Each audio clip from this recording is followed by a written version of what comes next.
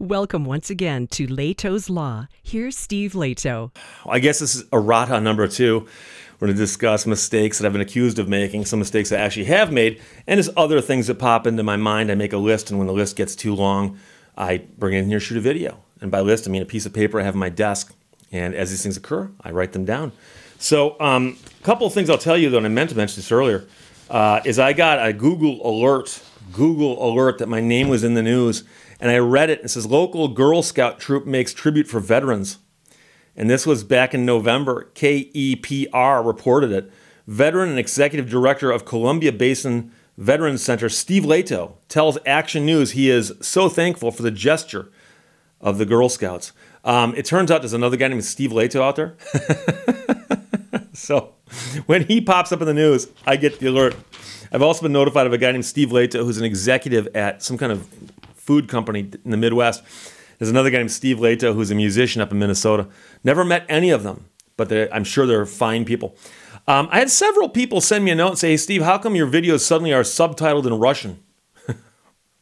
First time I thought it was a joke. Second time I thought something was going on, but I don't know what it is. I have no idea. I don't touch anything. I put the videos up. Do they let you choose what language they're in? I don't know. I literally don't know. I didn't do anything. I had somebody say that I was wrong because I referred to the Magna Carta as the Magna Carta as opposed to Magna Carta. The question is, does the phrase Magna Carta require an article in front of it, the, and is it wrong to put the there instead of just saying Magna Carta? And it's kind of like the band Talking Heads. If you call them the Talking Heads, some purists will say, no, Steve, it's Talking Heads, not the Talking Heads. But if you go to any website that talks about the Magna Carta, it'll say the Magna Carta. So that one is a strange one. Now, if you watch my live streams on Sundays at 1 o'clock, I already mentioned this one, but my license plate on my Viper says K-A-A-R-M-E, which is a Finnish word. It means snake. But technically in Finnish, those A's would have umlauts over them. And the umlaut is not a punctuation mark. In Finnish, the letter A with the umlaut over it is actually a different letter. And I know that. I've actually written about this in another topic altogether. But I mentioned that I got that license plate that way because in America, we don't use the A with umlauts over it. I had an extremely angry Finnish person from Finland contact me, just go nuts, about the fact that I referred to that as an A with an umlaut when in fact it's an A. But if I had said I got the A instead of the A, so what are you going to do? No one would know what I was talking about. To an American, that's an A with an umlaut. So if that's the biggest mistake I made that day, I think it's a good day. I've mentioned before that I finally canceled the contest involving a $100 bill only because I kept getting the same angry emails over and over again from, I'm pretty certain, the same people, saying that, if you look at this case compared to this case, compared to this case, compared to this case, and they would send me this wall of text that they had cut and pasted from another website and said, Steve, read this and you'll see that I'm right. And the contest said, give me the name of a Supreme Court citation. That's all it was. Just give me a citation of a case, or the name of a case. And I had a guy say, Steve, I won. I want my $100. I said, show me the case. He sends me the wall of text. I wrote back immediately and said, I'm not going to read a wall of text. And he goes, you're an attorney. That's all you do. Read it. I wrote him back and I said, yeah, I charge $500 an hour. You going to pay me? Never wrote back. Another weird thing I've encountered lately is that people think that I will challenge anybody to a debate for $100, even if it's their idea. And I had a guy contact me. He goes, hey, Steve, I saw that video you put up about Wickard versus Filburn. I said, okay. And he goes, I'll debate you if you pay me $100. And I wrote him back and I go, no, thanks. He's, why, you scared? I'm going to pay a stranger to debate me about a archaic Supreme Court case. Why would I do that? If you want to debate me for $100, I'd consider it.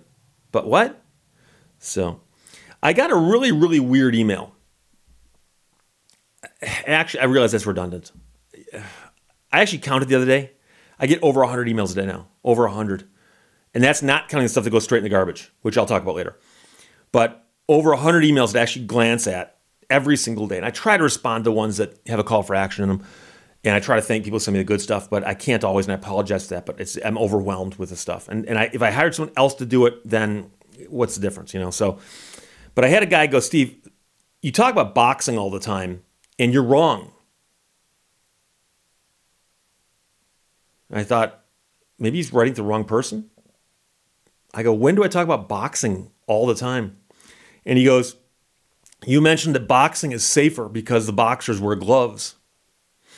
And then I realized, oh, he's talking about a video I did where I was discussing whether or not you could consent to an assault and battery. So in other words, if you said to me, Steve, you could punch me, I can't. Because if I do, you could call the police and go, that guy punched me. Now, you might be able to use as a defense, the guy said, go ahead and punch me. But generally speaking, the law does not allow you to consent to that because the thinking is otherwise everyone would just say, yeah, the guy told me to. It's silly. But number two, the society's got a vested interest in not having people get injured for stupid reasons. So people then say, well, wait, how come boxers are allowed to box? Aren't they assaulting each other? And there's like 6 reasons that they allow boxing, one of which is such an old sport it'd be hard to outlaw it now. But number 2, they have safety measures. And I mentioned safety measures. They take safety, they do things to keep the boxers safe. So they wear gloves, they often wear headgear, there's a referee, there's rules, all these things. And the guy goes, you claimed that wearing boxing gloves will keep you safe, which I never said. And I said, I'm pretty certain I mentioned, referees and rules and things like that. And he then cited a case or an article or something that suggested that if you are wearing boxing gloves and you punch somebody wearing boxing gloves, it causes more damage to them than if you weren't wearing the gloves. And of course, he's missing the other point, and that is the boxing glove protects your hand. I'm not making this up. Talk to an emergency room physician about the most common injuries that they see resulting from fights. And they'll say, yeah, the person who threw the punch broke bones in her hand. But because you talk about boxing all the time, I believe this is the second time I've talked about boxing all the time. Oh, by the way, I also got an invoice the other day from McAfee for $326.99. And it says, if you would like to continue the services, ignore the invoice. Or if you wish to cancel, call this number. And I don't understand this one because it's basically saying you can continue the services by ignoring the invoice. But of course, it came from a Gmail account. And I'm wondering, do they want me to call them? And then they're going to try to rip me off? Because this right here says you can ignore the invoice, which I did. Except I mentioned it to you now. I also occasionally get comments and emails from people who are talking as if we're halfway through a conversation. And I think I might have missed the first half, but I don't know. And I got somebody who commented and said, Steve, why won't you talk about the crime of the century? Why won't you talk about the crime of the century? And I wrote back and I said, which crime? Which century? Because we're only 20 years into this one, give or take. And the last century, which we just completed not so long ago, is now complete. We can actually look back and say, okay, we can see the whole 100 years. So it'd be kind of hard to have a crime already occur that we can declare as the crime of the century. We don't know what's going to happen between now and the end of this century. So I know a lot of people considered the Lindbergh baby kidnapping to be the crime of the last century. Or O.J. Simpson's trial was often touted as the trial of the century. And the guy wrote back to that when I said, which crime, which century? He goes, see, you won't even say it. I go, say what? He goes, you're so scared to talk about it, you won't even mention it. And I go, enlighten me. What are you talking about? He goes, I'm done with this. So I don't know. I don't know. I've gotten in the last month, they could be the same person, but I think they're different people. People who say things like, I'm going to give you some constructive criticism, Steve. You need to take a class on how to shoot videos. I've also had someone say, Steve, you need to take a class on how to edit videos. And the one that made me write this down was, after getting those two comments within a week of each other, I had someone who said, Steve, you need to take a class on how to do presentations. You need to take a class on how to do presentations. And people who say this is constructive criticism, don't take this the wrong way, but you need to take a class on how to shoot videos. What's funny is the guy who said you need to take a class on how to do presentations, or one of these guys, actually had a channel. I went and looked at his videos. And the strange thing is that if I'm going to lecture you on how to do something, I should expect that you have the right to look back at me and go, what gives you the right to say that? And I went and looked at the guy who said that I need to take a class on how to do presentations, or I need to learn how to do presentations. I looked at his videos. So I don't know what to say about that. And I get this one once a month or so, but I got all three of these. You need to take a class on how to shoot videos. You need to take a class on how to edit videos. And someone else saying you need to learn how to do presentations. I guess I do. So I've put up about 2,000 videos now. I'm learning by doing. Somewhere along the line, I'll learn how to do this right. I don't know when. During the live stream last Sunday, I had over 500 people in the room at one point. And if you don't do the live streams with me, this won't make as much sense. But if you do, you understand there's a dialogue box on the side that just scrolls through in real time. It can scroll by very, very quickly. And so if someone asks me a question and I start answering it, sometimes the scroll will go by and I'll miss things that people are saying. And I saw a guy who actually wrote and said, why are you ignoring me? And by the way, it's becoming almost a bad joke on there because people will do that after they've asked a question 3 or 4 times. They think I'm ignoring them. I wasn't ignoring the guy. And so I read, why are you ignoring me? I said, I'm sorry. And I saw I can scroll backwards. And I scrolled backwards and I found his question. And he says, why don't you support small business? Why don't you support small business? And I said, I do. And then I started discussing stuff with other people. And all of a sudden I saw him answer. He goes, did you realize last Monday was Small Business Monday? I said, I did not know that. Quite frankly, all of the official, hey, did you know that last Thursday was National Cookie Day? Did you know that next Wednesday is Cheerleader Day? These made-up holidays are nonsense, but the guy goes, did you understand or did you realize that last Monday was Small Business Monday? I said, no, did not know that. He then said, why don't you support small business? And I don't know who this guy is. I've never seen his name before, but I thought, oh. I said, well, actually I do. I said, I'll admit I do shop from Amazon from time to time, but I actually, especially small restaurants, local non-chain restaurants, I love to eat at local non-chain restaurants. Right now I get carryout as often as I can. I want to keep these companies running. I love these companies. I said, well, I support small business as much as I can. And then he goes, well, you did that video a while back about the problems with Amazon. Amazon's a small business?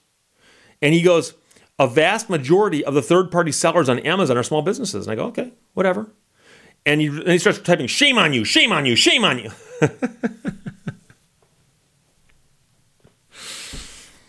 So, somebody complained that I used bad grammar in the title to a video. And I don't remember which title it was because it doesn't matter. A title to a video is not a sentence. Grammar is the proper use of words and constructions and so on in sentences, spoken and written language. A headline or a title to something is not the same as how you speak. But also, like for instance, in that case, I'm using improper punctuation too, because I capitalize the first letter of each word except for the smaller ones and prepositions. Okay? So, but somebody goes, you used bad grammar in your title. So the funny thing is, there's grammar checks. You can actually take something, cut and paste it, stick in a grammar check. And I actually stuck that particular title into a grammar check and it came back with 0 problems. And then I have to mention finally, and this was pointed out by 3 different people, one of whom is a very good friend of mine, and the other 2 are total strangers to me. But I did this story about something that happened in the state of Washington, covered by a local television station, KIRO Television. KIRO is the 4-letter call letter designation given to them by the FCC. And the FCC designation, call letters, in the old days, radio stations and TV stations had them. They have them today.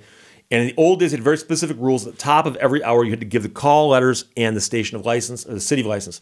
So you'd say, WABX, Detroit. Okay? And KIRO are the call letters of that TV station. And I read the story, and I actually credited KIRO several times for the story, and I said it just like that, KIRO. I had two people go on and say, Steve, it's Cairo, it's not KIRO. It's Cairo. It's Cairo.